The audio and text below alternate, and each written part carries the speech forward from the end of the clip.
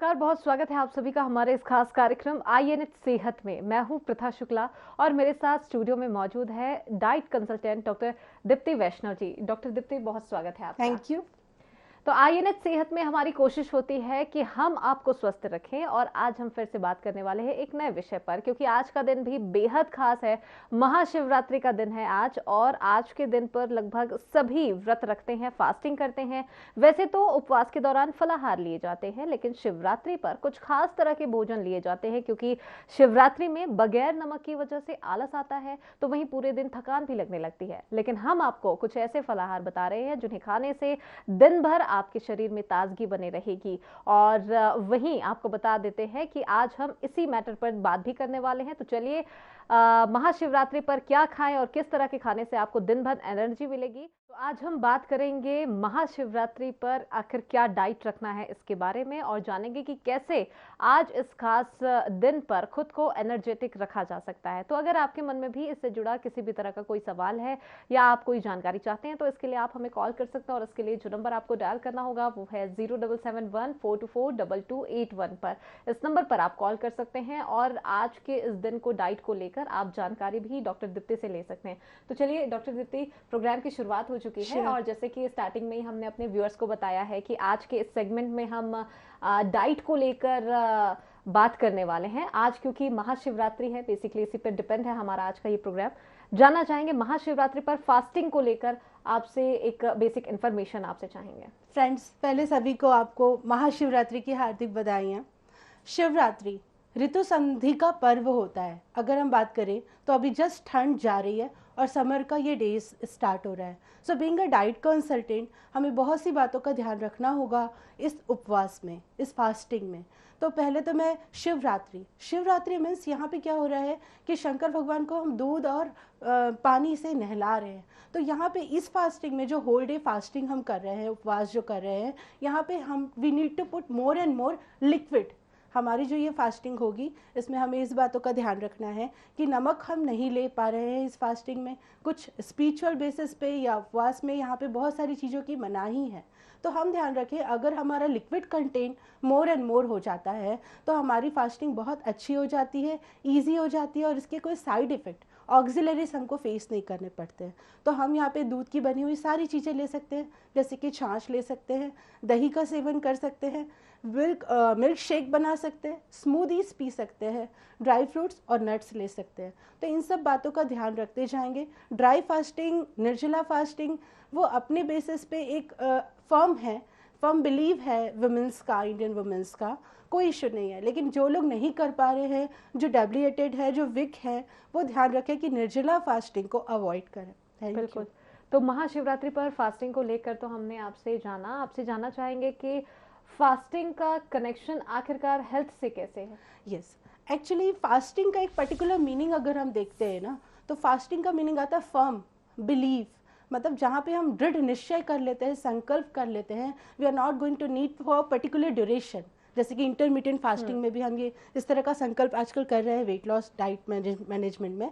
तो यहाँ पे क्या हो रहा है, फास्टिंग का मतलब हो जा रहा है सर्टेन पीरियड के लिए हमको एब्स्टिनेंस करना है, कुछ चीज़ों को नहीं खाना है, स्पेशली अनाज को अवॉइड करना है, ये फास्टिंग है। अगर महात्मा गांधी जी के शब्दों में कहा जाए तो सर्वे रोगः मलावशा लंघनम परम औषधम।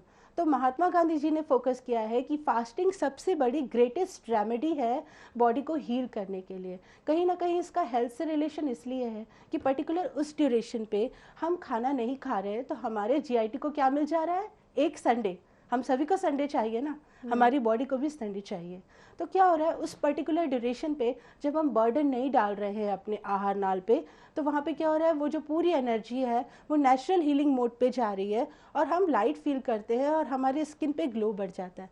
That is fasting, near to God, firm believe, और साथ में कुछ पर्टिकुलर अनाज या ग्रेन्यूल्स या कार्ब्स का एब्स्टिनेंस कर देना ही फास्टिंग है।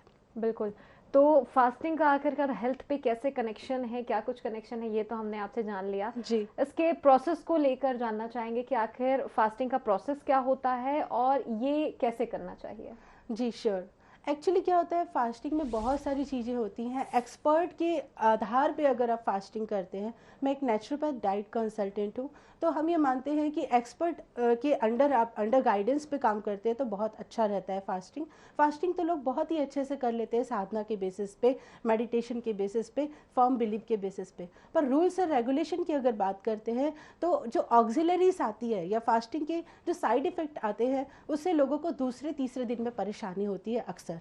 दूसरा, फास्टिंग जब हम ब्रेक करते हैं, जो हम इवनिंग में फास्टिंग को फीस्ट बना देते हैं, मतलब हम we need to put more and more, तो ये नहीं है। फास्टिंग का सोल्यूशन ये नहीं है कि आप दिन भर अगर आप कुछ नहीं खा रहे हो तो आप लास्ट में at the end of fasting night पे आप ओवर ईटिंग कर जा रहे हो। उससे क्या होता है, जो आपका जीआईटी होता है उसमें इंटेस्टाइन होता है, उसमें क्या होता है, पैरालिटिक हो जाता है, इंटेस्टाइनल पैरालिटिक हो जाता है।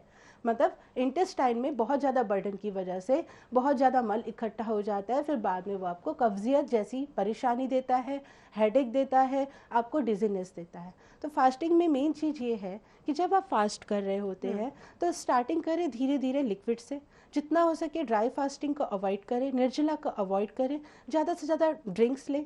अब समर का सीज़न आ रहा है, बीच बीच में आप छाछ ले लें, दही ले लें, या मिल्क शेक बना के पी लें। मिल्क शेक बहुत ही अच्छी चीज़ होती है कि मिक्सर ग्राइंडर में आपने कुछ मिल्क का अमाउंट लिया, कुछ नट्स डाले और साथ में उसको ग्राइंड कर दिया, कुछ फ्रूट्स ले लिया और पी लिया। इससे क्या होगा, आपको एनर्जी मिलेगी। ज़्यादा से ज़्यादा प्रोटीन लेना बहुत ज़रूरी है फास्टिंग में, क्योंकि अगर हम प्रोटीन को अवॉइड कर देते हैं, कार्ब तो हमको अवॉइड करना है, लो कैलोरी में आना है, लेकिन अगर हम प्रोटीन भी अवॉइड कर देंगे तो हमको इवनिंग तक हेडेक जैसे सिम्टम आते हैं, ब्लर विजन आ जाता है, कुछ लोग लड़खड़ाने लगते हैं, सोडियम पोटेशियम इम्बैलेंस हो जाता है। तो इन बातों का ध्यान हमें बेशक रखना चाहिए। फास्टिंग करें, 600 कैलोरी की डाइट ज़रूर लें, हफ्ते में एक दिन संडे ज़रूर दें, लेकिन ध्यान रखें इन बातों का कि ज़्यादा से ज़्यादा लिक्विड लें, प्रोटीन लें, नट्स लें, फल लें, रेशेदार सब्जियां लें, ताकि आपके इंटेस्टाइन में एक्टिविटी होती रहे और उसमें पैरालिटिक मूवमेंट डिस्टर्ब ना हो। बिल्कुल। डिटॉक्स फास्टिंग क्या होता है दीप्ति जी, ये इसके बारे में आपसे जानना जी, चाहेंगे। डिटॉक्स फास्टिंग या इंटरमिटेंट फास्टिंग आजकल बहुत चल रहा है वेट लॉस के लिए। एक्चुअली डिटॉक्स फास्टिंग का मतलब ये होता है कि जहाँ पे आप फुल ग्रेन्यूल्स ले रहे हो, एक पूरी भरी प्लेट आप ले रहे हो, बैलेंस डाइट की कंस्ट्रक्टिव थिंग जो आप ले रहे हो, उसको हम थोड़ा सा अवॉइड कर देते हैं। 1200 कैलोरी को हम 600 कैलोरी पे ले आते हैं और उसमें ज़्यादा से ज़्यादा फोकस करते हैं कि रॉ ईटिंग हो, जितना हो सके वेजिटेबल्स, फ्रूट्स जो है रॉ फॉर्म में लिए जाए, ज़्यादा से ज़्यादा फ्रूट जूस लिए जाए, लिक्विड लिया जाए, लेमन हनी वाटर लिया जाए, साथ में जितने भी जैसे छाछ अगर बात करें, बटर मिल्क, छाछ, इसमें बहुत ज़्यादा अमाउंट में कैल्शियम होता है, प्रोटीन होता है, इसके अंदर ही सॉल्ट होता है, need not to put any extra salt या शुगर। तो ये क्या कर रहा है, आपकी बॉडी को डिटॉक्स करता जा रहा है, अंदर में जो टॉक्सिन्स या पुराना जो मल जमा है उसको वो निकालते जा रहा है, दैट इज़ डिटॉक्स फास्टिंग। इसको धीरे धीरे जाके हम क्या करते हैं, सूदनिंग में जाते हैं कि धीरे से फिर जब हमको ये तोड़ना होता है 6-7 दिन बाद, तो हम सेमी सॉलिड खाते हैं, जैसे कि खिचड़ी खा लिया या सूप ले लिया या स्टिम्ड वेजिटेबल ले लिया, कुक्ड वेजिटेबल ले लिया, फिर धीरे से हम पूरे आहार में आते हैं। तो ये है डिटॉक्स फास्टिंग। जी बिल्कुल। तो डिटॉक्स फास्टिंग जो है वो प्रोसेस बाय प्रोसेस चलता है। श्योर, हाँ। एक्चुअली कुछ लोग इसे 7 डेज का करते हैं, कुछ लोग 10 डेज का करते हैं, followed by intermittent fasting, then proper एक वे में उसके बाद फिर प्रॉपर हम उनको डाइट सजेस्ट करते हैं, पहले सूदनिंग डाइट पे लेके जाते हैं और उसके बाद फिर प्रॉपर एक कंस्ट्रक्टिव बैलेंस डाइट हम उन पेशेंट्स को या उन क्लाइंट्स को देते हैं। बेसिकली ये कितने स्टेप में होता है, या आपने जो ड्यूरेशन की बात कही कि डिटॉक्स फास्टिंग कितने दिन का होता है, उसके बारे में आपसे जानना चाहेंगे। Detox fasting, there are certain kind of detox fasting. Detox fasting अगर नॉर्मल बेसिस पे लिया जाए, जिनका वेट बहुत कम है और जिनको सिर्फ अपने इंचेस लूज करने हैं, 3 डेज का बेटर डिटॉक्स फास्टिंग आप कर सकते हो, जिसमें आप fruit juices, butter milk, calcium में आप ले सकते हो, सर्टेन लिक्विड जो मिल्क होता है, फुल क्रीम मिल्क नहीं लेना है। उसके अलावा आपको फ्रूट्स, सूप, ये सारी चीज़ें ले सकते हो। इसके अलावा 7 डेज़ का डिटॉक्स प्रोग्राम होता है, जिसमें 3 से 4 दिन तक आपको मूंग की दाल, फ्रूट्स या सूप में रखा जाता है, फिर धीरे से आपको खिचड़ी वगैरह प्रोवाइड की जाती है, उसके बाद आपको कंस्ट्रक्शन दिया जाता है। Detox fasting, there are lot of detox fasting thing. अगर मैं बात करूँ, आजकल ना इंटरमिटेंट फास्टिंग बहुत चल रहा है। इसका दूसरा फॉर्म अगर बोले कीटो डाइट। जी, जानना चाहेंगे लोग एक्चुअली डर जाते हैं कीटो डाइट, मतलब देर आर सर्टेन थिंग आप एक्सपर्ट के अंडर में कर रहे हो तो अच्छा है, लेकिन कीटो डाइट के साइड इफेक्ट भी बहुत है। इंटरमिटेंट का मतलब ये है, जैसे कि हमने कहा, महात्मा गांधी जी ने भी फोकस किया है कि हफ्ते में 1 दिन या 2 दिन आप नॉर्मली फास्टिंग करें, बहुत अच्छी बात है, लेकिन इंटरमिटेंट फास्टिंग तो मैं बोलूँगी हर 1 दिन के गैप में करिए आप। इंटरमिटेंट का मतलब ये होता है, आप जब नाइट में सो रहे होते हैं तब आप कुछ नहीं खाते। सपोज आप मान लें 11 ओ क्लॉक आप सो रहे हैं, मॉर्निंग आप 6-7 उठ रहे हैं, तब तक आपका क्या हो जा रहा है, ड्राई फास्टिंग हो जा रहा है। उसके बाद आपका डे स्टार्ट हो रहा है, टिल 9 और 10 आप ले रहे हो, कुछ डोजेस ले रहे हो, लाइक ब्रेकफास्ट, लंच, डिनर। तो इंटरमिटेंट में क्या होता है, जो गैप होता है ना, फास्टिंग का जो गैप है उसको हम इंक्रीज कर देते हैं, 16:8 के में ले लेते हैं कि 16 आवर्स हमने फास्टिंग की और 8 आवर्स हमने एक प्रॉपर डाइट बना दिया, उस शेड्यूल को फॉलो करते हुए हमको वो प्रॉपर चीज़ें लेनी है। तो इंटरमिटेंट फास्टिंग में सपोज 18 आवर्स या 16 आवर्स या 12 आवर्स का गैप दिया जाता है, ताकि उस टाइम पे जो हमारी नेचुरल हीलिंग फोर्स है या वाइटल फोर्स है वो ज़्यादा से ज़्यादा फोकस्ड करे, जो अंदर में लॉस्ड मटेरियल है, फिकल मैटर है, जो अंदर भरा हुआ टॉक्सिन्स है, वो बाहर निकले, either in the form of, कुछ लोगों को इंटरमिटेंट फास्टिंग में they will feel very giddy, कुछ लोगों को ईचिंग होती है, कुछ लोगों को स्नीजिंग होती है, कफ आता है। This all are what, remedy. ये सब क्योर हो रहा है, बॉडी अंदर के टॉक्सिन्स बाहर निकल रहे हैं, कुछ लोगों को लूज मोशंस होते हैं। तो intermittent fasting is really very good. I must appreciate कि आप हफ्ते में 2-3 दिन तो इंटरमिटेंट फास्टिंग जरूर करें। बिल्कुल। तो अगर हेल्थ के अकॉर्डिंग देखें तो डिटॉक्स फास्टिंग और जो अभी जिस फास्टिंग के बारे में आपने बताया, वो भी बहुत ही फायदेमंद है। यस जी। फास्टिंग में किन बातों का ध्यान रखना चाहिए, आपसे जानना चाहेंगे डॉक्टर दीप्ति, क्योंकि आज महाशिवरात्रि है, बेसिकली हम इस पर बात कर रहे हैं। तो क्योंकि सभी लोग आज के दिन में लगभग फास्टिंग रखते हैं, जी, क्या किन चीजों को ध्यान में रखना चाहिए? महाशिवरात्रि का दिन है, ठंडाई का मौसम आ गया है, तो ठंडाई जरूर लें। एक चीज का ध्यान रखें, नशीले पदार्थों का सेवन हम नहीं कर सकते। शंकर भगवान ने विष का ग्रहण किया है, हम तो एक नॉर्मल ह्यूमन बीइंग हैं, तो हमें ठंडाई जरूर लेनी चाहिए, भाग नहीं लेना चाहिए। बीच बीच में छाछ, मठा, दही, दूध, मिल्क शेक या स्मूदीज बना के ले, वो भी फ्रूट्स और मिल्क का एक मिश्रण होता है। मॉकटेल, कॉकटेल, अलग अलग वेराइटीज़ है, मॉडर्न होते जा रहे हैं ना हम, हमारे पास दूध की अलग अलग वेराइटीज़ है, हम उसको ले सकते हैं। ज़्यादा गिडीनेस फील हो रहा है तो प्रोटीन लीजिए, अखरोट खा लीजिए, पिस्ता खा लीजिए, बादाम खा लीजिए। अगर हल्का सा सॉल्ट का प्रॉब्लम आ रहा है तो you can make some boiled, what to say, starchy food, जैसे कि शकरकंद हो गया, पोटैटोस हो गया, इसको बॉईल करके आप इसको ले सकते हो। या हल्का सा आलू बॉईल किया और उसका एक खिचड़ी बना दिया, हल्का सा सेंधा नमक या पिंक सॉल्ट डाल दिया, वो ले सकते हैं। तो क्या हो रहा है, फास्टिंग में रूल्स है, आपको बीच बीच में कुछ ना कुछ तो डालना होगा इंटेस्टाइन में, अदरवाइज यू में फील लाइक कि एक डिजी फील होगा, दूसरा गैस्ट्रिक जूसेस और एसिडिटी बढ़ जाएगी बॉडी पे। तो इन सब चीज़ों का ध्यान रखना है, बॉडी को एसिडिक नहीं करना है। दूसरा, मोर एंड मोर लिक्विड लेना है। मैं हमेशा से अपने डाइट टॉक में बोलती हूँ 10 से 18 ग्लास पानी, तो फास्टिंग में तो बनता है, पानी आप खूब पी लीजिए। दूसरा, बीवरेजेस हो गया, कोल्ड ड्रिंक्स हो गया, बाहर के जंक फूड हो गए, आइसक्रीम हो गया, ये सब चीज़ें अभी अवॉइड करनी है, because you are doing fasting. तो आपको नेचुरल वे में जितनी चीज़ें आप डाल सकते हो अंदर, जो कि लो कैलोरी हो, लो कार्ब हो, हाई प्रोटीन हो और हाई फाइबर हो, तो it must be very cool कि आपकी फास्टिंग बहुत अच्छी जाएगी and you may lose some weight. तो ये फास्टिंग आप कर सकते हो। ब्रेकिंग ऑफ फास्टिंग, जैसे मैंने पहले बताया, यू मे फील कि आपको हेडेक लगेगा, थोड़ा सा फाउल स्मेलिंग आएगी, मुंह से कुछ बदबू आने लगेगी, क्योंकि क्या हो रहा है, डिटॉक्स हो रहा है। कभी कभी क्या होगा, ड्राई माउथ होगा। तो इन सब बातों का ध्यान रखेंगे। और अब ब्रेकिंग ऑफ फास्टिंग में जब हम जाते हैं तो हम धीरे से सेमी सॉलिड में जाएंगे। जैसे कि अब फलाहार के कुछ नाम हम बताना चाहेंगे। साबूदाना की खिचड़ी हो गई, साबूदाना का मैं अवॉइड करूँगी साबूदाने के बड़े, राइट। साबूदाना की खिचड़ी हो गई, पोटैटोस हो गए, बॉईल करके ले लिया, स्वीट पोटैटोस हो गए, बॉईल करके ले लिया। इसके अलावा राजगिरी की पूड़ी बनती है, अगर आपको उस फॉर्म में जाना है तो वो भी ले सकते हो आप। इसके अलावा अगर हम बात करते हैं, कुछ फ्रूट्स के जूसेस ले लो या फ्रूट चाट बना के आप नाइट पे खा लो। तो ये बहुत सारी चीज़ें, देयर आर सर्टेन थिंग जो सेमी सॉलिड फॉर्म में, या सिंघाड़े आटा होता है उसका हलवा बना लिया हमने, सिंघाड़े की पूड़ी भी बन सकती है, या स्वीट पोटैटो का हलवा बना लिया। तो आपको क्या करना है, फास्टिंग जब आप तोड़ोगे, डोंट पुट मच बर्डन, आप सेमी सॉलिड लो, सॉफ्ट फूड लो, और उसके बाद धीरे से सेकेंड डे में आप जब जाओगे तब आप प्रॉपर कंस्ट्रक्टिव पूरा बैलेंस डाइट लेके अपनी थाली सजा के खा सकते हो। इमीडिएटली आफ्टर फास्टिंग आप लोज मत करिए अपने इंटेस्टाइन को, राइट।